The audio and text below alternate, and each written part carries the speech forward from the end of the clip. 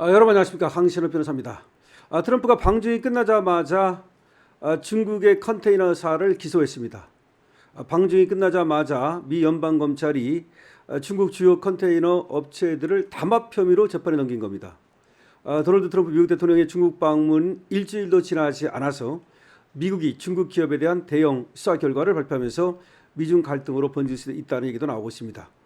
미 법무부는 홈페이지를 통해서 2019년 11월부터 적어도 2024년 1월까지 4년 이상 세계 표준 비냉동 해상 컨테이너 생산량을 제한하고 가격을 담합한 혐의로 중국 기업 임원 7명과 세계 최대 해상 컨테이너 제조업체 4곳을 기소했다고 밝혔습니다. 4개 중국 기업은 싱가마스 컨테이너 홀딩스, 중국 국제 해운 컨테이너 그룹, 상하이 유니버설 로지스틱 이퀄먼트, CXIC 그룹 컨테이너 등입니다. 그러니까 중국의 4개 컨테이너 제조업체와 그리고 7명의 임원을 기소한 겁니다. 법무부는 담합으로 표준 해상 컨테이너 가격이 2019년에서 2021년 사이에 약 2배로 올랐고 코로나19 팬데믹과 글로벌 공급망 위기 속에 컨테이너 제조업체 이익은 약 100배로 증가했다고 밝혔습니다. 기소된 중국 업체 임원 중 1명은 프랑스에서 체포돼 미국으로 송환 절차가 진행 중이고 나머지 6명은 도피 중입니다. 공수장에 따르면 말이죠. 이들은 직원들의 근무 시간과 교대 근무 횟수를 제한하는 방식으로 생산량을 줄여서 가격을 올리기로 담합한 혐의를 받고 있습니다. 특히 검찰 조사 결과 이들은 합의한 생산량을 초과하지 않도록 49개 생산 라인에 감시 카메라 총 87대를 설치하고 컨테이너 제조 공장을 신설하지 않으면서 합의 위반 시 금전적 처벌을 가하기로 한 것으로 드러났습니다. 이들은 2019년 3월부터 담합 놀이를 시작해서 11월 합의에 이른 것으로 조사가 됐는데요. 중국이 코로나19 집단 감염 사례를 처음 보고한 것은 2019년 12월입니다. 이어서 2020년부터 코로나19가 전 세계로 번졌는데요. 미국 정부는 세계 비냉장 컨테이너 시장 95%를 장악하고 있는 중국 업체들이 코로나19 확산 직전에 컨테이너를 감산, 전 세계에 피해를 주면서 막대한 이득을 챙긴 것으로 보고 있습니다. 법무부 발표에 따르면 CIMC의 컨테이너 제조 부문 이익은 2019년 약 1980만 달러에서 2021년 약 17억 5천만 달러로 10배가 폭증했다는 겁니다. 1980만 달러에서 불과 2년 만에 17억 5천만 달러로 폭증했다. 중국 컨테이너 업체들이 담합을 해가지고 말이죠. 코로나19 직전에 담합을 해가지고 엄청난 이득을 봤다는 것인데요. 이상하지 않습니까? 코로나19의 이 발발, 그리고 코로나19가 어디서 나왔느냐, 이게 중국에서 나왔다는 얘기가 있는데 하여튼 그때 엄청난 이익을 봤다는 겁니다. 몸이 다시피 법무부 반독점국 수석 차관보 대행은 이번 사건으로 약 350억 달러 규모의 세계 교역이 영향을 받았고 미국 시민들은 생필품을 오래 기다려서 비싸게 사했다면서 피고들은 팬데믹이 절정에 달했을 때 해상 컨테이너 공급을 틀어막고 자기들 주머니를 채웠다고 지적했습니다.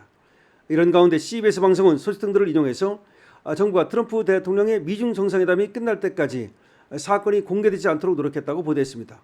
대통령 중국 방문이 미칠 악영향을 우려해서 기소 발표 시점을 조정한 것으로 풀이됩니다. 그러니까 트럼프가 중국 방문을 마치고 오자마자 이렇게 대형 기소를 갖다가 발표한 겁니다.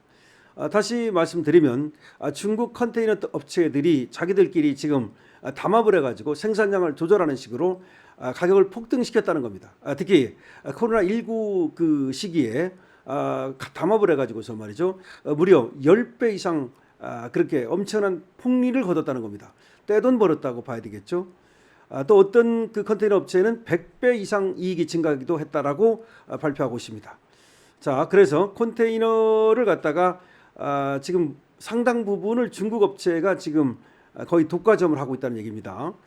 컨테이너 만들어 가지고 지금 돈 버는 나라가 지금 중국인데 자기들끼리 담합을 해가지고 말이죠. 4개 중국 기업이 담합을 해가지고 7명 정도 임원들이 여기 연루됐는데 얘들이 지금 도망가 있고 뭐 그렇다는 겁니다. 하지만 1명은 체포가 됐고 나머지 6명은 도피 중이라는데 일단 도피 중이든 말든 기소를 하겠다고 발표를 한 겁니다. 그래 놓고 나서 이제 현상금을 걸어서 잡겠죠. 자, 중국의 지금 컨테이너 업체들이 미국의 이런 기소로 큰 타격을 입을 가능성이 있을 것 같은데요. 자, 우리 한국도 말이죠. 이런 때 기회가 될 수도 있을 것 같긴 한데 지금 컨테이너를 만드는 것이 우리나라가 지금 중국한테 상당 부분 뺏긴 것 같아요. 그런데 다시 찾아와야 되지 않을까요? 컨테이너 같은 것도 떼돈을 벌 수 있는 뭐 큰 돈을 벌 수 있는 그런 것이라고 하는데 물론 단가가 노동비가 어떤지 모르겠습니다만은 이런 때 한번 다시 또 컨테이너 사업에 대해서 해보는 것도 어떨까 싶습니다. 어쨌든 미국은 말이죠. 중국이 이와 같이 담합을 하고 그리고 폭리를 취하고 이런 거에 대해서 간과하지 않고 반드시 수사를 통해서 이렇게 기소를 하고 있습니다. 아마 이것이 중국에게는 상당히 껄끄러울지도 모르겠어요. 트럼프가 중국을 방문할 때는 안 하다가 방문이 끝나자마자 이렇게 중기업 임원 7명과 업체 4곳을 전격적으로 가격 담합 혐의로 생산 제한 혐의로 기소를 하니까 아무래도 중국으로서는 기분 좋을 일은 없겠죠. 미 법무부는 말이죠. 업체 이익이 100배로 증가했다 그러면서 350억 달러 규모 세계 교육에 영향을 미쳤다. 다시 말해서 중국의 이런 장난질로 인해 가지고서 세계 규모의 세계 무역이 엄청난 규모로 영향을 받았다라고 말하고 있습니다. 미국의 중국에 대한 제재는 계속되고 있습니다. 미국의 중국에 대한 제재는 계속되고 있습니다. 그러니까 이와 같이 심지어 말이죠. 가격 담합을 통해 가지고서 세계 지금 무역에 영향을 미치는 중국 업체들과 그리고 또 중국인들을 미국에서 기소해서 이자들을 갖다가 또 체포하고 그리고 또 감옥에 보내고 이런 일을 계속하고 있습니다.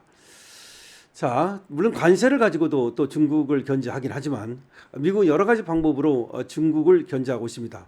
근데 그럴 수밖에 없는 것이 말이죠. 이 중국 애들이라는 것이 세계 질서를 지킨다든지 그런 것이 전혀 없이 이와 같은 식으로 이건 사실 범죄 아닙니까? 범죄를 통해서 막대한 이익을 거두려 하는 그런 행태를 보인단 말이죠. 따라서 미국의 이런 어떤 그나마 제재가 없다면 통제가 없다면 중국이 어떤 일을 벌일지 알 수가 없어요. 세계의 어떤 그 무역이라든가 세계 교역이라든가 이런 데 엄청난 악영향을 끼칠 가능성이 있다. 왜 그러냐면 거의 중국이 지금 많은 부분에서 지금 독과점 체제를 구축해 가고 있거든요. 사실 말이죠. 그 싼 인건비를 이용해 가지고서 세계 여러 가지 그 품목 이런 데서는 우리가 당할 수가 없잖아요. 그러니까 가격 경쟁력이 안 되잖아요. 그러니까 가격 경쟁력을 내서 가지고 일단 먼저 자기들이 싹쓸이를 합니다. 그런 다음에 이런 식으로 가격을 올리는 겁니다. 가격을 갖다가 폭리를 취하게 되는 겁니다. 그러니까 일단은 자기들이 가격을 싸게 해가지고서 다른 나라 걸 싹 죽여버립니다. 그리고서는 자기들이 이제 이걸 갖다가 독점하게 되면은 가격을 올립니다. 지금 이렇게 컨테이너 가지고 장난쳤다는 거 아닙니까? 이런 것들이 그냥 놔두면 말이죠. 세계 경제가 어떻게 되겠습니까? 그리고 우리도 얼마나 많은 피해를 보겠습니까? 그나마 미국이 이렇게 제재를 해주니까 저런 어떤 담합을 못하고 저런 장난질을 못하는 거지. 그래서 트럼프가 정말 하는 것은 굉장히 잘한다고 생각이 드는데 트럼프가 없을 때 어떻게 될 것인가. 정말 트럼프가 지금 임기 끝나고 물러났을 때 중국이 그때 가면 뭐 정말 미국을 능가하는 그래서 세계를 쥐고 흔드는 패권 국가가 돼서 정말로 세계에 악영향을 끼치지 않을까 우려가 됩니다. 아마 트럼프는 그런 꼴을 당하지 않기 위해서 중국에 대해서 계속해서 저렇게 이제 통제를 하고 제재를 하고 또 견제를 하는데요. 아무래도 중국에 대해서는 우리가 그 상당히 좀 견제도 하고 그리고 우리가 중국에서 수입을 하는 물품들 있잖아요. 근데 우리가 전략적으로 좀 우리나라에서도 키울 필요도 있어요. 예를 들어 철강 같은 건데 철강이 지금 중국에서 싸게 들어오다 보니까 우리 중소철강 업체가 죽고 있어요. 지금 고부가 가치 그런 철강만 좀 되고 나머지는 전부 다 중국한테 다 밀리고 있는데 나라에서 말이죠. 여기 정책금융을 통해서라도 이 철강을 좀 키울 필요가 있어요.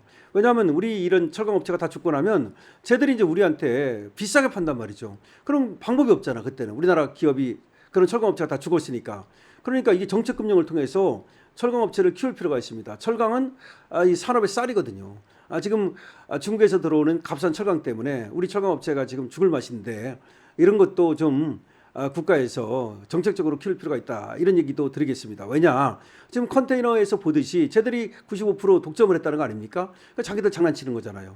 그러니까 우리도 이런 업체, 이런 컨테이너라든지 하여튼 중국이 장난칠 가능성이 있는 업체에 대해서는 정책적으로 좀 키워야 되지 않나 그런 생각이 듭니다. 강시험태입니다. 좋아요와 구독을 부탁드립니다.